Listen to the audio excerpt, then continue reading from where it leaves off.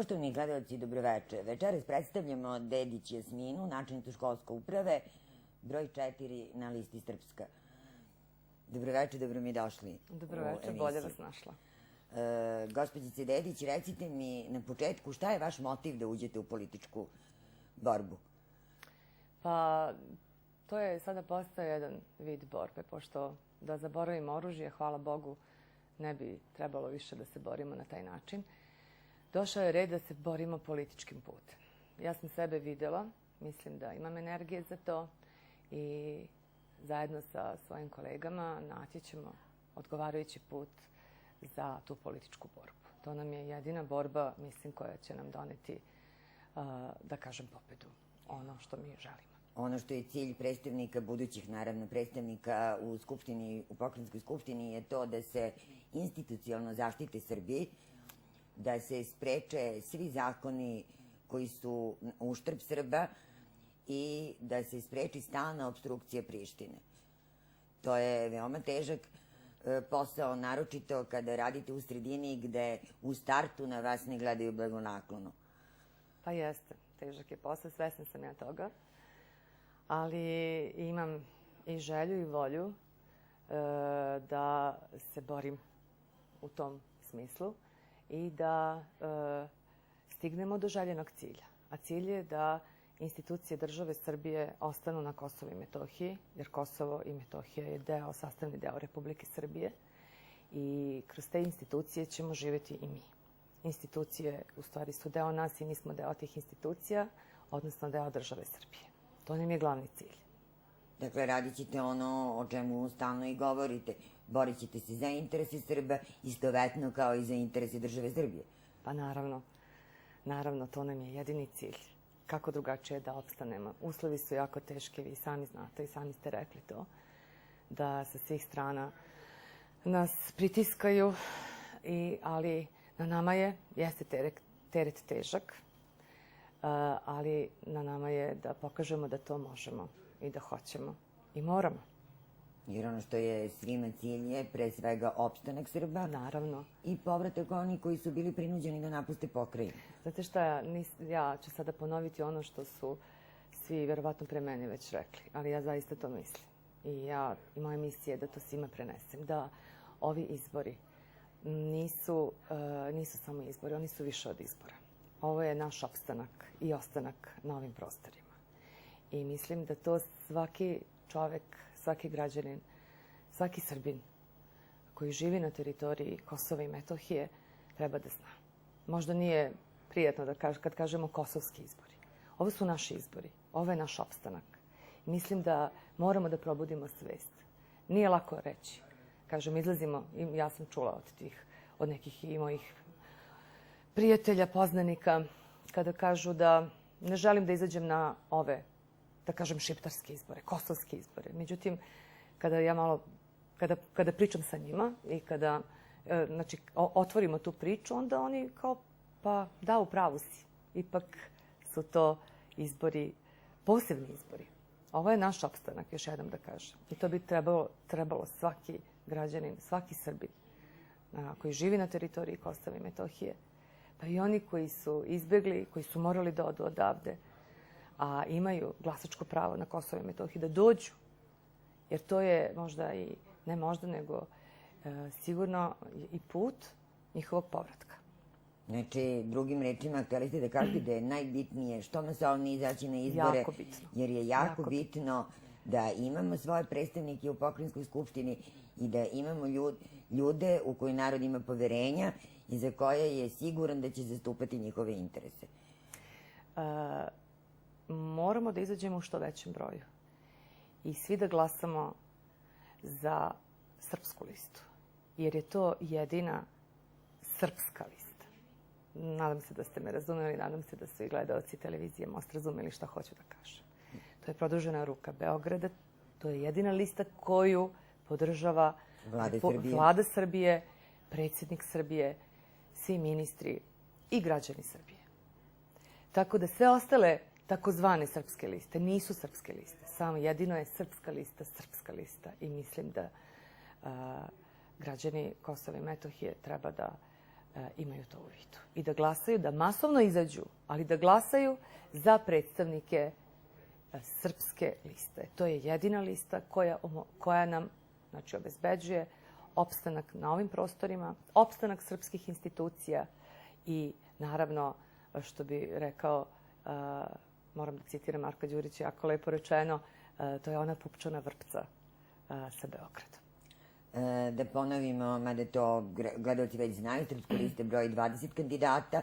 Da. Znači, uglavnom su sve mladi, sposobni, obrazovani ljudi, dakle intelektualci, ljudi sa znanjem, ljudi sa iskustvom. Pa među 20 treba izabrati 10. Da, 10. Građani će odlučiti. Zaista, ja predstavljam sebe kao kandidata, ali u stvari ja sam htjela ovom prilikom da predstavim sve one koji su na Srpskoj listi, jer niko nije slučajno tu. Sve su to ljudi od poverenja, u koje država ima poverenja, u koje narod ima poverenja. Mada je narod je i skeptičan, ali nadam se da ćemo mi opravdati to poverenje. Kogod bude od nas 10, nadam se da će nas biti 10 sa Srpske liste, jer to treba da bude tako, to mora da bude tako. Mislim da ćemo opravdati, da li ću to biti ja, možda neću biti ja, ali kogod bude tamo, mislim da će opravdati poverenje građana, poverenje države i predsjednika države, gospodina Aleksandra Vučića.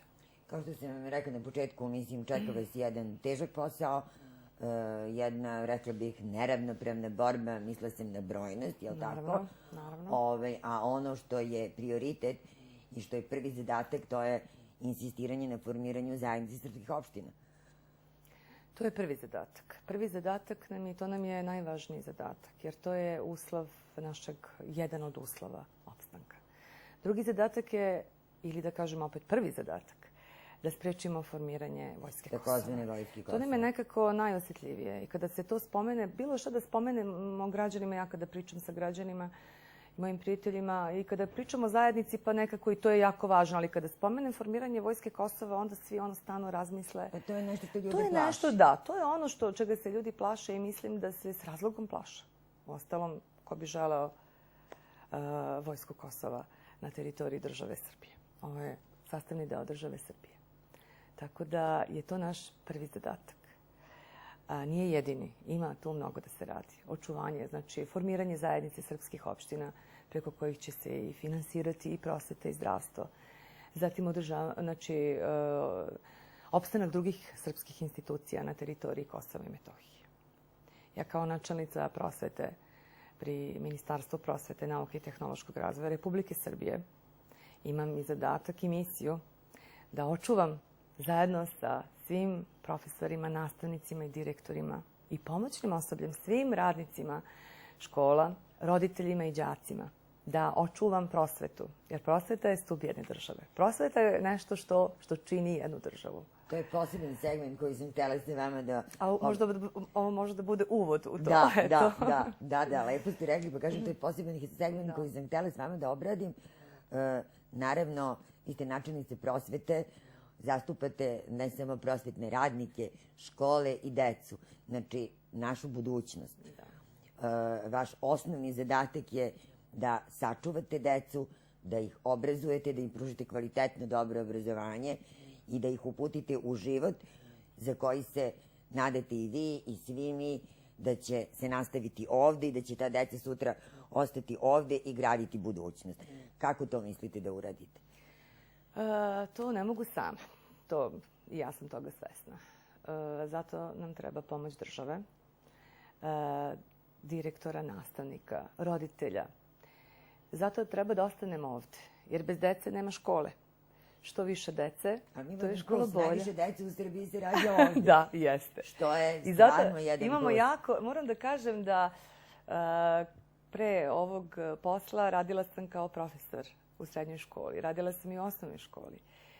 I sada, sa ovog mesta, mogu da kažem onako s ponosom da imamo jako talentovanu decu, da imamo jako dobru decu, da su naša deca, ako ih odvedemo na ekskurzije, oni su najbolji. Ako ih odvedemo na takmičenja, oni su najbolji. Nisam pristrasna, samo sam realna. Mislim da ta deca zaslužuju budućnost, lepu budućnost, baš na ovim prostorima ovde, gde sam ja rođena, gde su rođeni i svi ti nastavnici, i direktori, gde sam zasnovala svoju porodicu. Pa mogla sam i ja da odem, ali nisam želela. Htela sam, mislim da, zašto da odem odavde gde su rođeni moji preci. Želim da ovde ostanem, da radim i da koliko god budem na ovom mestu, da stvarno nešto uradim za prosvetu. Jer mislim da ona to zaslužuje. Pre svega, deci treba pružiti osnovne uslove koje, složite se sa mnom, strašno teško ostvariti u enklavama gde deca ili idu u nekakva isturena odeljenja ili idu uz pratnju u školu. Znači, treba im pre svega obezbediti bezbednost, mogućnost da kao i sva deca na svetu normalno odu u školu, normalno se iz nje vrate, a da ni oni ni roditelji ne strahuju šta će se desiti usput. Tačno je, dobro ste to rekli. Bezbednost nam je na prvom mestu. Naročito ta bezbednost je ograničena u enklavama, znači u južnom delu Kosova i Metohije. Na severu je nešto bolja situacija, ali ni tu nije bezbednost na visokom nivou. Prvi cilj nam je bezbednost. Ona kapisla koja se čeka da negdje da, to je pukne. kod nas uvek ono... Ali enklave su direktno izložene. Oni su direktno izložene i jako je teško i teški su uslovi za rad. I potrudit ću se, i ako budem poslanica u Skupštini takozvane države Kosovo, u Skupštini Kosova, takozvane države, moram to da kažem, da obezbedim veću... Da, privremenih institucija, tačno. Da obezbedim i, znači da obezbedim bolje uslove, bolje bezbednosne uslove za decu, ali ne samo za decu. Znači, ugroženi su svi ljudi koji tamo žive. Tako da će to biti jedan od mojih zadataka. Pretpostavljam i unapređenje nastavnog kadra. Naravno. Kakav nam je sad? Da li je zadovoljavajući nastavni kadar? Da li svude imamo... Pa znate šta, kako to zavisi opet od sredine. Na severu je jako dobra situacija. Na jugu u većini škola da, ali ima škola zaista gde je teško i doći. Znači, uglavnom su to meštani koji tu žive i jako im je teško. I prosto, znači, taj nastavni kadar ne želi ni da radi tamo. Razumete me? Tako da mora da se radi na tome, da imaju, zaslužuju, znači, adekvatno obrazovanje, zaslužuju adekvatan kadar koji će zaista, koji je osposobljen da ih obrazuje. I adekvatne prostorije. Ja znam da se puno radilo na renoviranju škola. Naravno. Verovatno da treba još dosta raditi. Ima puno rada. Pretpostavljam da će i to biti jedan od vaših prioriteta. Naravno. Znači da se sem, već smo rekli, bezbednosti i dobrog nastavnog kadra koji može da bude dobar samo ako ima gde da radi, je li tako? Naravno. Znači, moramo im obezbediti dobre i uslovne škole. Ali znate šta, moram da vam kažem i to, iako nema tako dobrih uslova, iako živimo u nekim nenormalnim uslovima, moramo to da priznamo. Koliko god mi hteli da kažemo, nama jeste lepo ovde zato što volimo ovu zemlju. Ali pored toga naša deca postižu dobre rezultate na takmičenjima i van Kosova i Metohije i u Srbiji. I pored toga željna su znanja. Tako da ću ja raditi zajedno sa mojim saradnicima i na unapređivanju prosvete i da zaista dostigne nivo koji zaslužuje. Pa možda da kažem, naša deca više uče zato što nemaju uslove koje imaju deca u ostalim delovima Srbije, pa su eto i upućene da više uče, da više usvajaju znanje, da više čitaju, jer opet ću da pomenem enklave, ako ti ne možeš da izađeš ni u svoje dvorište, naravno da ćeš da sediš i da čitaš i da učiš. I u to, znači zato možda i imamo bolju decu što se školstva tiče. Mi smo ovde navikli da se borimo, tako da se mi borimo, čim se rodimo mi krenemo u neki vid borbe. Tako da od malih nogu se na neki način borimo za svoj opstanak. Naša deca su dobri i studenti, možda među najboljim studentima, gde god da odu. Baš zato što imamo to u genima našim. A, nažalost, tako nam je podneblje i tako živimo, takav nam je život. Evo, mislim, meni je čitav život prošao tako, vama koji ste mnogo mlađi i tako prolazi i našoj deci. Rekli ste mi već, znači radit ćete i na uređenju škola. Da li se već na nekima radi? Znam da se na mnogima radilo, u Mitrovici posebno. Radi se i tek će da se radi i uz pomoć države Srbije, to je broj 1, ali postoje i znači, različite donatori koji bi želeli da ulažu u školstvo bez ikakvih uslovljavanja. Razumete me šta hoću da kažem. Tako da nekako kad se ta škola spomene, onda nekako ja mislim da su svi svesni toga da je bitno da postoje uslovi, da sva deca, pa i naša, zaslužuju adekvatne uslove, da imaju dobre učionice, da imaju kabinete za nastavu, da imaju fiskulturne sale, tako da mislim da imaju kompjutere, jer ne može informatika... Da, idemo napred, 21. vek je, na zapadu deca malte ne idu u školu od kuće jer imaju kompjutere, a mi u školama još uvek u nekim nemamo ni jedan računar. Pa ima takvih škola. Ima takvih škola, nažalost.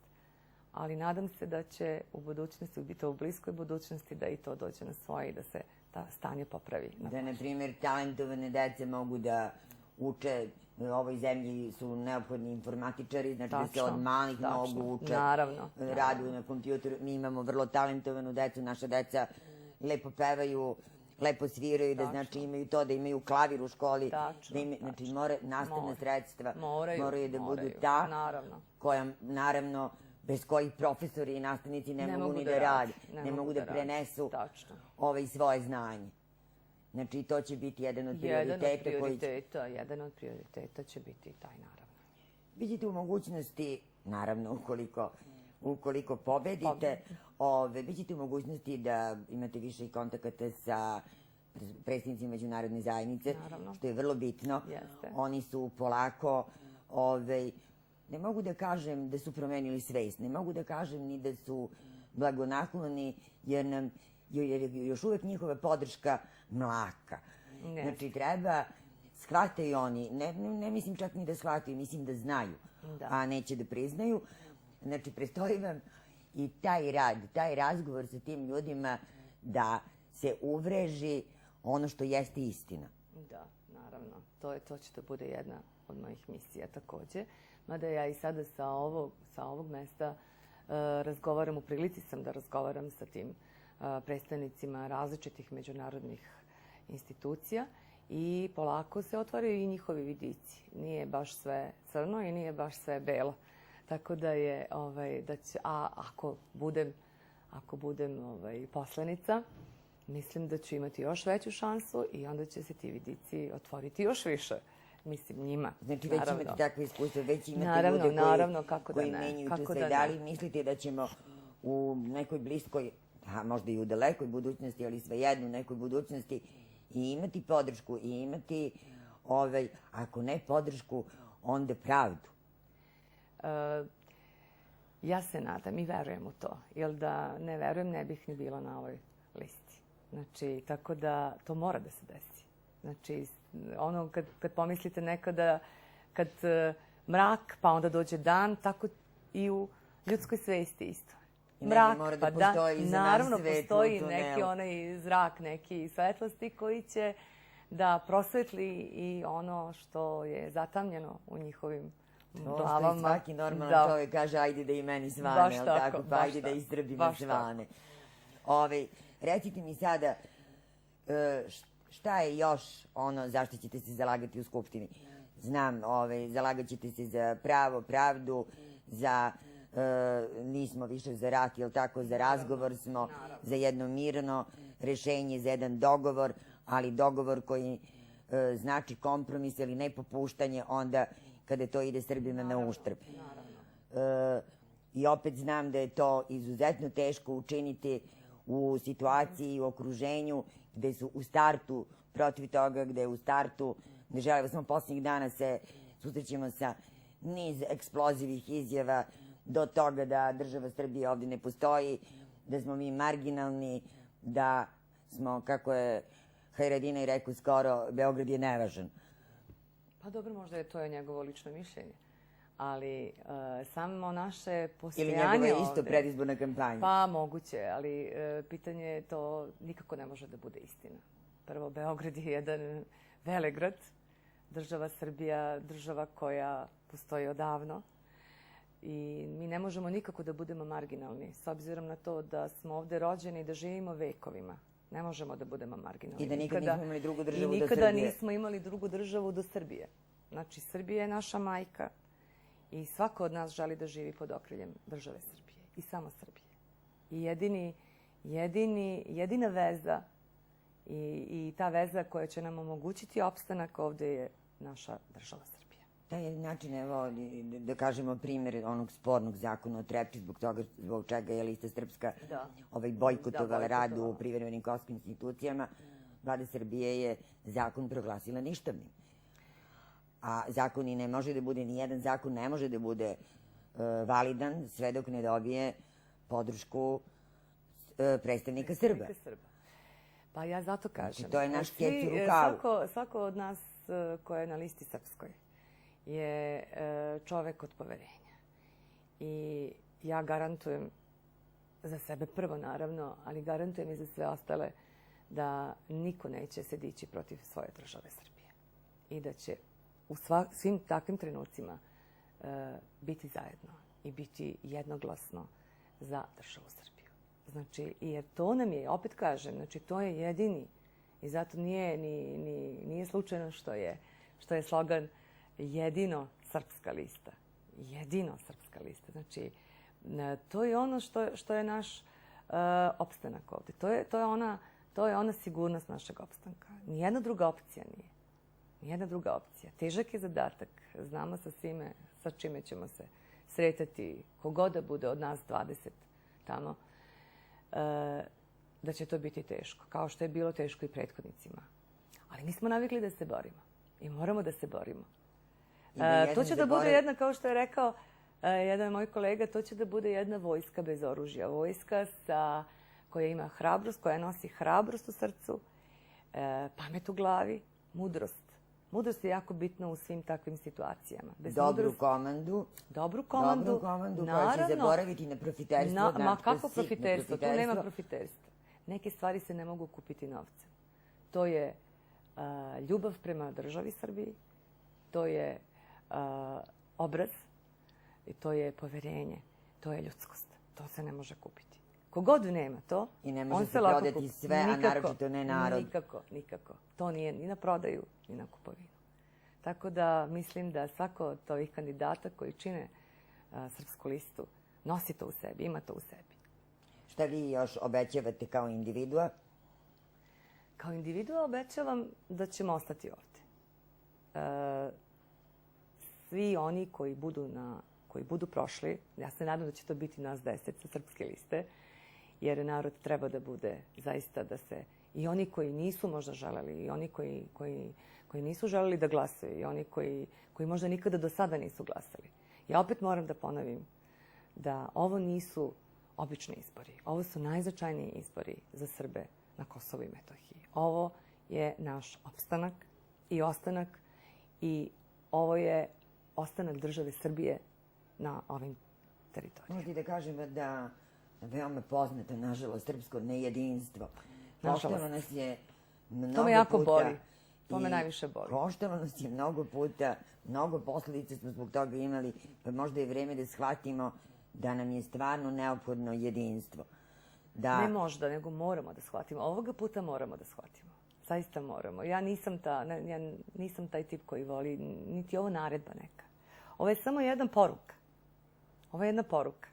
Kao što svi imamo svoja prava, kao što nam je država Srbija dala zaista dosta toga i daje nam, imamo mi obavezu ipak. Znači, svako ima neka prava i neke obaveze. Ovo je naša obaveza. Znači, i oni koji nikada nisu glasali, evo ja poručujem svima njima da glasaju za listu srpsku. Jedino je Srpska lista srpska.